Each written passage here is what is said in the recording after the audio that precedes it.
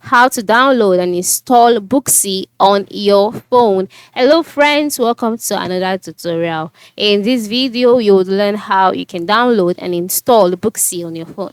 The first step, open your Play Store, your Google Play Store. This is if you're using an Android phone, but if you're using an iPhone, ensure you go to your App Store or any store where you get application. And then click on the search box at the top part of the screen. Then in the search box, type out the name of the application, which is Booksy.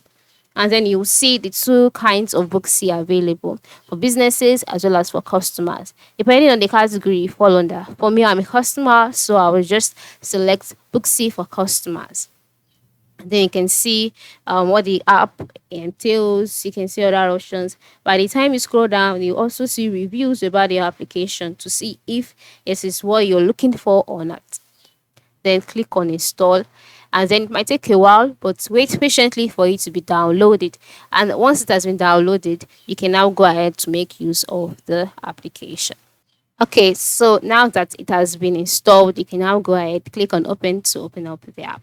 So here is how you can download and install Booksy on your on your mobile phone. Thanks for watching and have a good day.